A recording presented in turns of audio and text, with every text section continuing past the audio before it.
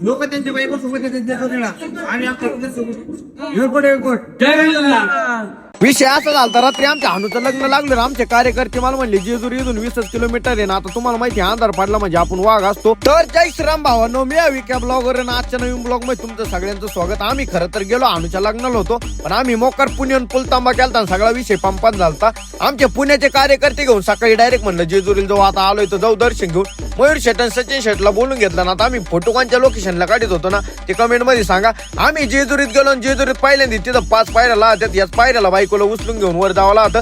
आमचे कार्यकर्ते पायऱ्याकडे बघत होते. म्हणलं तुमचे तोंड एकदा आरशात बघा, या पायरीवरून जायचं काय तुमच्या नशिबात नाही, तुम्ही अशीच माझ्या संग चाला जिंदगीभर. बोलता बोलता आमचा मयूर शेट बोलून गेला. तो म्हणला मी बायकोला 5 नाही तर अख्ख्या पायऱ्या उचलून आणणार आहे. म्हणलं तो ना दे का भैया. आम्ही मस्तपैकी वरती जाऊन दर्शन घेतलं ना. आम्ही स्टोऱ्या टाकल्या ना. आमचा नवरदेव हँग झाला. चायला नवरदेव म्हणला मी अजून मंगल कार्यालयातच घोंगातोय, तुम्ही डायरेक्ट जेजुरीत. म्हणलं भाई आमचा विषय पंप दे. दर्शन झाल्यावर आमचा शिब्या पोरांना भांडारा लावत होता आणि तो भांडारा असा लावत होता जसं काही एखाद्याच्या हळदीत हळद चोळू राहिलोय.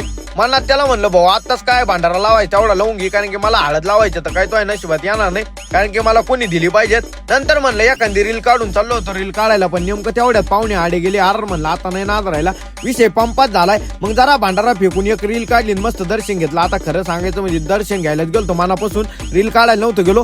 पुढे आलो आम्हाला हे दिसलं. मी म्हणलं काही विषय काय पण नेमकं मी वरती मंडोळ्या पाहिल्या. म्हणलं काही विषय असू नसो आपल्याला माहित नाही, पण म्हणलं इथं 100% भांडारा टाकलो लग्न होत असं, त्याच्यामुळेच कार्यकर्ते इथं घोंगू राहिले. येता येता आमच्या मयूर शेटला नगर मध्ये सोडलं ना. आता खरं सांगायचं म्हणजे इंस्टाग्रामवर 1 रुपयानं काहीच नाही कमावलं, पण असे माणसं पोरं कमावलेत ना भाई, निमेराचे आपल्या करता कुठं उभा राहू शकते.